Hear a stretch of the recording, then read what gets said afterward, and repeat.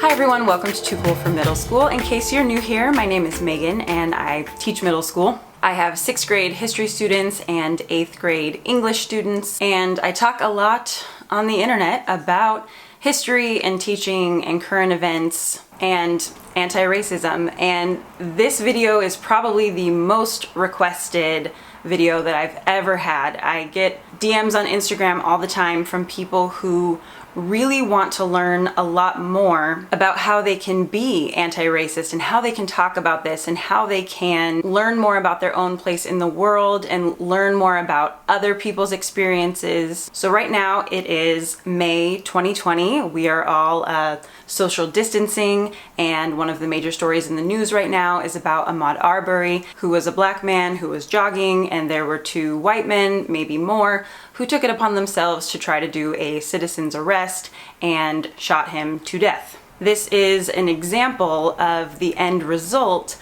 of white supremacy. So the reason that any of us, particularly white people, need to learn more about the ways that white supremacy manifests itself in society and how we are all connected to this is because people die as a result of this. People are experiencing a different reality in the United States, all kind of alongside one another. So if guilt is what brought you to this video, that's fine. That's kind of like how this all starts. And people definitely want to feel like they're a good person, a good white person, not one of the people who is racist. And I have 10 book recommendations for you today that are just gonna help you kind of like walk through those thoughts, walk through those emotions. If you read through this stack of books, you're gonna have times where you feel really defensive, times where you feel really disillusioned, times where you feel like there's nothing you can do, so why try? And then other times where things are just gonna make a lot more sense. So as a teacher, I always say that in order to effectively teach and interact with students and content that I do not share a culture with, I need education, empathy, and exposure. So what we're talking about today is the education side. It's definitely possible for someone to read through all of this material and still maintain kind of like a hard heart towards the information and not really let it sink in. And it's also possible, I guess, for somebody to still never like be exposed to people of any other culture besides their own, and then this does become just kind of like theoretical and it's a little hard to put into practice. So I always say that you do need all 3 prongs. You need education, empathy, and exposure. But the education part is one thing that you can do on your own, even better if it's in some kind of a book club or something. But these books have all been very helpful to me, and I thought I would just highlight 10 of them that I think are a great place to begin. I'm an educator, but this isn't only for educators. I think I'll do a separate video with books more targeted towards educators, and some of these might also make that same list. I also think one really important piece of this journey is to really understand like your own ethnic background, your ancestry background. And for a lot of white people, we just kind of say like, oh, I'm white, I'm a mutt, European American, whatever. So I will also make another video where I tell you my Ancestry.com results, and we'll get into like the history of how race was constructed a little bit more. So be on the lookout for a couple of other videos coming up, but let's start here. I kind of have these in order of like where you should begin, but it was really hard to make those decisions. So these are just kind of a general idea of where to start, and you can definitely decide for yourself. But one really amazing book that's pretty newly available is called Me and White Supremacy: Combat Racism, Change the World, and Become a Good Ancestor by Layla F. Saad. So this book actually started as Instagram posts. This was like a year or 2 ago, but Layla is a black woman who lives in the United Kingdom, and she started posting like a challenge per day for white people to just reflect upon their whiteness. It was really unique. I had never seen anyone do something like this, and it was a great service to people. She was doing this for free. Like, you can join her Patreon and contribute to her work there, but she dedicated herself for a month, and I remember she was like really exhausted after this month, but she dedicated herself to responding to these comments and challenging people and kind of pushing back against people who are sort of trying to like wiggle out of facing any of the realities of the ways that they benefit from white privilege and the ways that they maybe contribute to the oppression of Black people in particular. So this one, it's kind of like a devotional book, sort of. She begins by saying, "Welcome to the work," because this is gonna feel like work. This isn't just a book that you read. It's definitely one that you interact with, and it doesn't let you off the hook easily. Like, I just opened to day 11, for example, and the topic of this day is you and anti-Blackness against Black children. So she'll teach you about some of the things that she has learned and experienced about this topic. So for example, how does anti-Blackness against Black children show up? Some examples are fetishizing about wanting to birth or adopt Black children, pitying Black children, wanting to save Black children, using Black children as props, for example, traveling on missions trips to Africa to take pictures with African children, the adultification of Black children, or treating them as older and less innocent than their white counterparts, overlooking Black children, expecting Black children to be stronger than their white counterparts, expecting them to be less intelligent than their white counterparts, and using Black children to prove that you or your children are not racist by being overly nice to them or wanting your children to be friends with them. So some of these things might sting a little, and you might recognize your own behavior in some of these. So then there are reflective journaling prompts at the end of each day. This day has 7 different questions that you can answer, and this is why she calls it work, because it definitely requires a lot of your intellectual ability, and it's going to be emotional and painful in a way, but I think this is a really good place to start. I did the challenge with her on Instagram, but I also want to go through this book as well. And if anyone else has gone through the book version, let us know down below, and let us know some of the things you learned or realized about yourself. The second book I want to recommend is a little bit similar, and this one is very appropriate for students and use in classrooms. It's called This Book is Anti-Racist, 20 Lessons on How to Wake Up, Take Action, and Do the Work by Tiffany Jewell. And she's another person who I have followed on Instagram for a long time and interacted with there, and then she came out with a book, and it's excellent. And the illustrator, Aurelia Durand, did a beautiful job. This is one of the most beautiful books on the inside that I've ever read. It also includes a lot of like journaling prompts and activities and things that you can do. Just look how pretty that is. And this is for everybody. Part 1 is all about understanding your own identity and growing into that. Part 2 is about making sense of the world.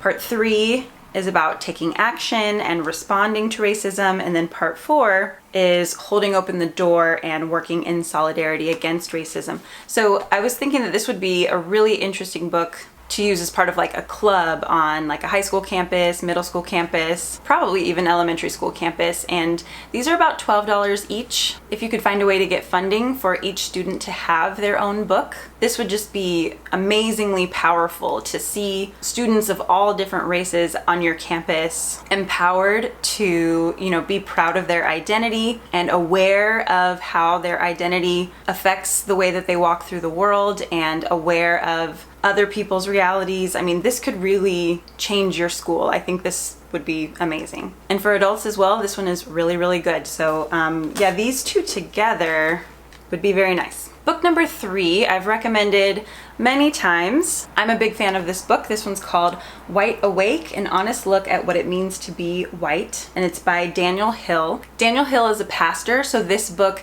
does come from the perspective of like whiteness and how it manifests itself in the church. If you are at all religious, I feel like this one is really, really, really important because he frames the issue of racism and prejudice in terms of sin and in terms of like seeking to have dominion over other people and like naming them. I remember thinking that part was really interesting. And the other way that he kind of frames this is as a journey of like starting off as kind of blind and then like opening your eyes to the realities of who you are and who other people are.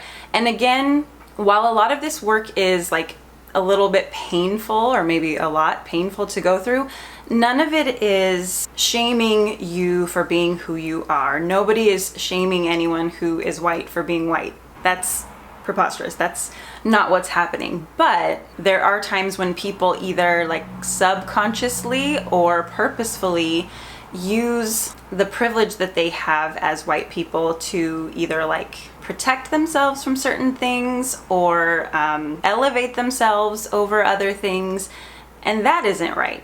So this book does a great job of kind of just laying out the journey through this process. So he says that the steps are like encounter, denial, disorientation, shame, self-righteousness, awakening, and then active participation. So this is another great one to do with like a book club if you can. Maybe make this the topic of your next like Bible study. One other reason that I recommend this one so highly is because there are a lot of people who message me who are Christians, and they say, well, why do we need to talk about race so much? Why do we always have to make this an issue?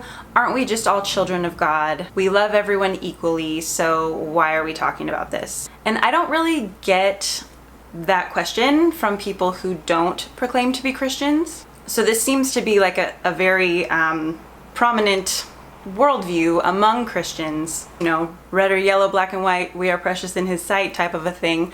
And that tends to just be a way to get out of having difficult conversations. And again, also to avoid talking about our own sin and our own culpability in this system. That was actually a very good segue into the next book.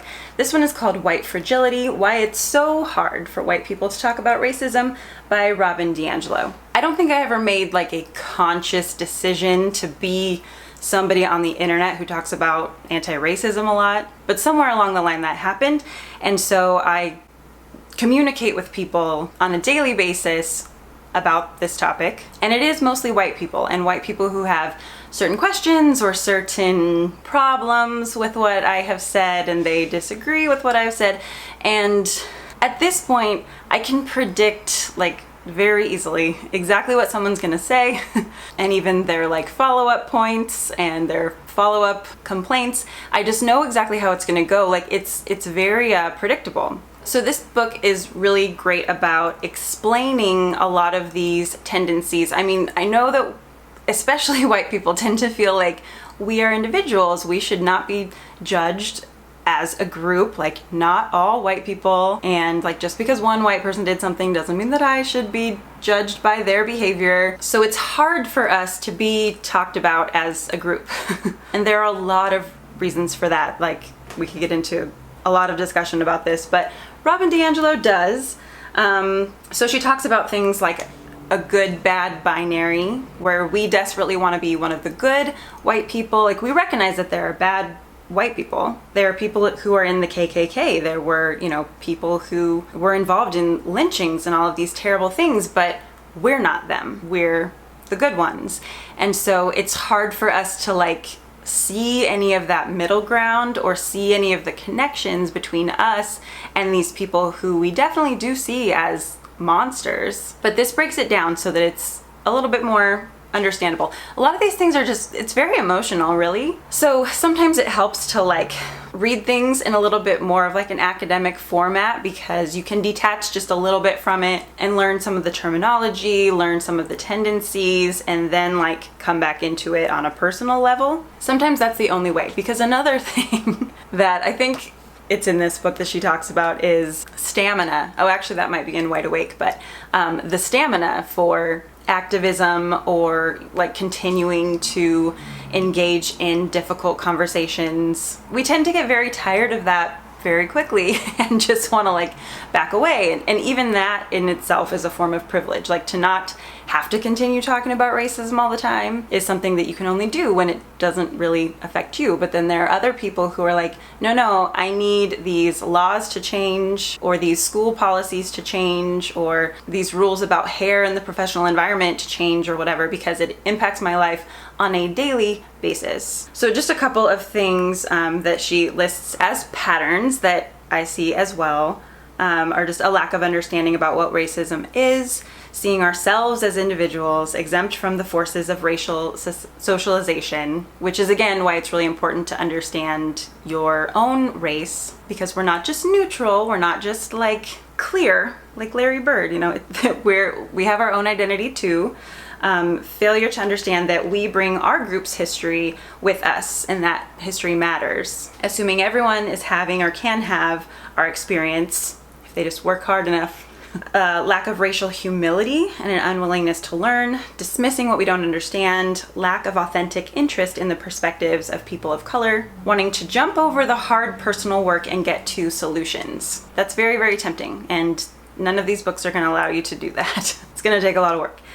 Confusing disagreement with not understanding, needing to maintain white solidarity to save face or to look good, guilt that paralyzes or allows inaction. Definitely see that. I think a lot of people who don't get involved in any of this are feeling a bit paralyzed by their guilt.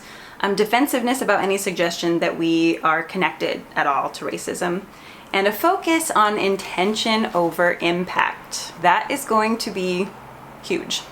Recognizing the impact of our actions and not resting in, you know, the good intentions that we had. Sometimes you just have to let that go. Your intentions might have been good, but the way that it came out, or, you know, how it made somebody feel wasn't good. And so you've got to take a look at that and kind of rethink how you go about something. Another excellent book that I highly recommend for everybody to read is So You Want to Talk About Race by Ijeoma Oluo. She's another really great person to follow on Instagram. I feel like I'm connected to all of these people on Instagram pretty much. And she does amazing eyeshadow looks all the time. So if you're into makeup, that's another great reason to follow her. But I think the title is just so perfect because there are so many people that are like, okay, I want to talk about this, I want to understand better, and I just don't know what to do. So she's like, all right, well, let me just make it very clear for you. Let me spell this out for you. So you want to talk about race?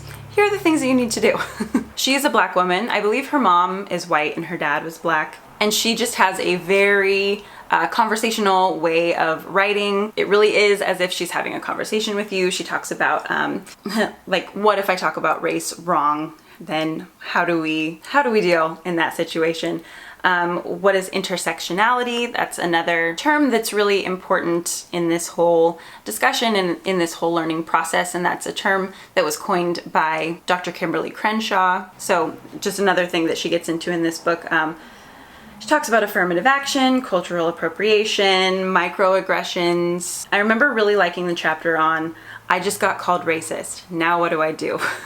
I have a lot highlighted in this book, so this is one that I would like to come back to and read again, actually. Here's another one that's kind of similar. So these two would go well together. So once you've gone through like the Me and White Supremacy handbook and like this book is anti-racist and looked at the issues in White Awake and stuff, then I feel like it's time to just listen intently to the perspective of somebody who is not white and try to learn about what their daily experience is like. So this book does a really good job of that. And then Austin Channing Brown also does an excellent job of this. It's a quick read. It's kind of like a memoir. It's her personal interactions. She's also a Christian writer and works within the church. So I think this is of utmost importance for Christians to read and church leaders to read. But this one is really for anybody. And we're really not going to make much progress if we, like try to become enlightened about yourself as a white person, but then don't listen to the experiences of other people and try to understand where they are coming from. So this one's very good. Another one that is quite similar, I've talked about this a few times too, is called Beyond Colorblind, Redeeming Our Ethnic Journey by Sarah Shin. And she also has like a ministry background, so that's gonna work its way through this book. But I really like what she has to say about redeeming our ethnic stories. She has chapters called like Ethnicities Made for Good, Ethnicities Restored for Better, Trust Building with Ethnic Strangers, Cross-Cultural Skills in Community. She works for InterVarsity, which is like an evangelical organization. So again, because I see so much of the resistance to this kind of work from white Christians, that's why I am bringing in quite a few books that have this perspective. I think this is really important. But again, this is one that even if you're not somebody who identifies as a Christian or goes to church or anything. This one still has really great tenets just about redeeming our ethnic journeys. And so also, if you didn't already know, no one really wants to hear you say that you're colorblind. That's really not helpful in any of these situations. It's fine to see color. It's fine to know what ethnic background somebody is from, but it's not okay to judge them negatively upon that one fact. Another really, really good one that I have a lot of underlines and notes in is Why Are All the Black Kids Sitting Together in the Cafeteria and Other Conversations About Race by Beverly Daniel Tatum, PhD. This is one I would of course recommend to educators, but I think that it's also a great book just for parents or anybody. Beverly Daniel Tatum is a psychologist, so she in this book is tracing the psychological construction of race in children. We see all kinds of warm and fuzzy posts with a black kid and a white kid playing together when they're little that says racism is taught, we're not born racist. But we all develop a psychological construction of our own race. And kids who are not white do this much more rapidly than kids who are white. And you can even see this into adulthood. A lot of white people don't have a very well-formed racial identity. But somebody who is black or Latinx or Asian, they understand the things about themselves that have been influenced by their culture. One example of this for white people that I think is actually really funny and kind of helpful, a while ago there was a blog, and I think it became a book, called Stuff White People Like. And I remember as an 18-year-old, we didn't have a lot of bookstores where I was from, but when I went to college and I went to this bookstore and I picked up that book, it just kind of sounded interesting, and it's just a list. It's just a list of stuff that white people like coffee and Patagonia and skateboarding or something, longboarding, I don't know. All of these things that you would just kind of think oh, well, everybody likes that stuff, right? But no, that's specific to white culture, and that's fine. White people have a culture too. It's just the dominant culture. So it's harder to parse that out. It's harder to identify that as being part of white culture. But culture is beautiful. There's certain music and certain foods and certain clothing and all kinds of things that are unique to different cultures. And for some reason, we just have a really hard time understanding that that is also true about white culture. So this book is helpful in helping you to understand that and how that relates to kids of other races and how they are developing their own racial identity. Two more that I want to quickly recommend to you that I would say to save for a little bit later in your stack. I just think that they'll be more powerful if you have a little bit of the groundwork done first. But Just Mercy is one of the best books I've ever read in my entire life. They made a movie about it. Oh, I should watch the movie today. I think I'm gonna watch the movie today.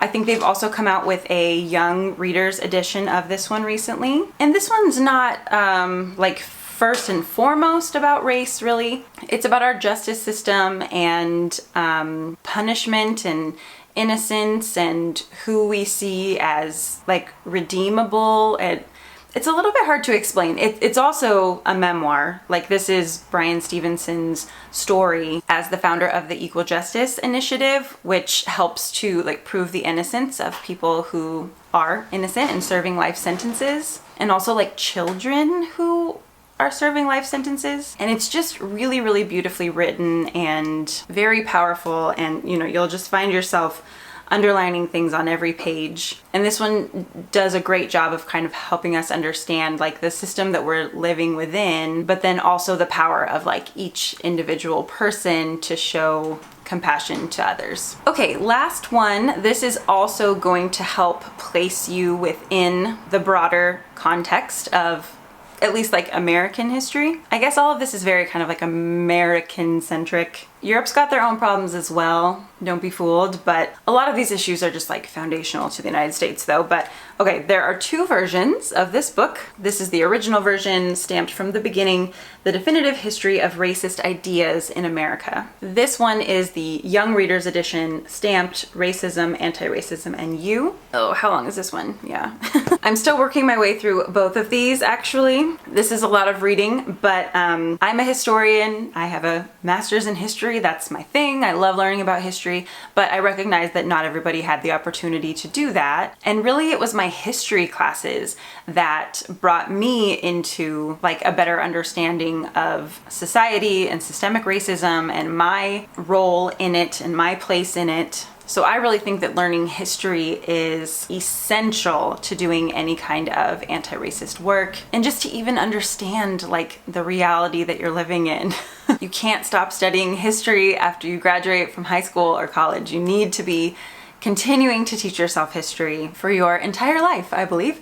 And I think this book is a really, really great way to do it. So we have a large stack here. This is like thousands of pages. I've read these books like over the course of several years. It's not information you can just like download into your brain and suddenly be an expert on. And there are also many, many other books to read too. This is not a definitive list. If you do read all these books, you can't really like check a box and say that you've read all the anti-racist books. There's still more work out there to do. But again, this is just one prong of education, empathy, and exposure. So I do hope that you are working on those other areas of your life as well.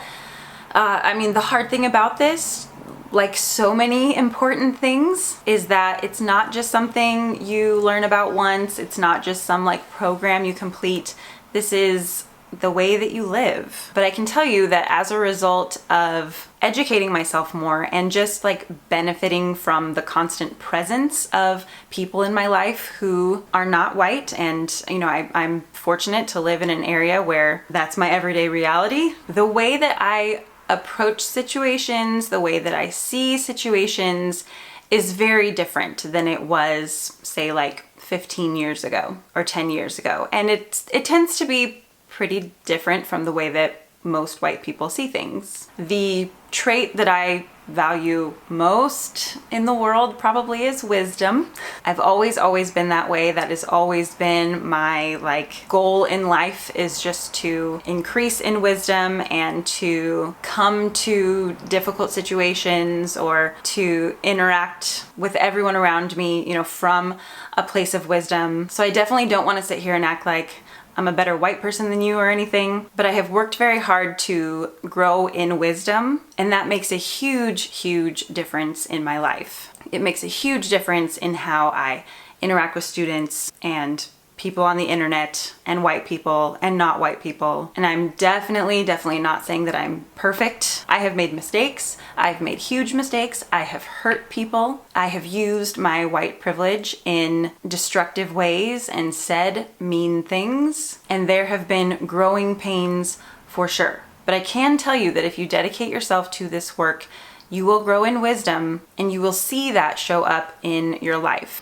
And you won't be so nervous to speak up when you see injustice. And you won't be so worried about saying the wrong thing because you just have a strong foundation, and that's going to be very important for you in this work. So I hope that you read some of these books. Let me know which one sounds the most interesting to you, or if there are any others that you would recommend. And I'm excited to continue this conversation in other videos, future videos. We've also had plenty of similar conversations in past videos if you want to scroll through, you know, my channel. So I'm here for you in this. Any violent comments will be deleted. I've been doing this for long enough that I already know which ones are coming. So be blocked and be blessed.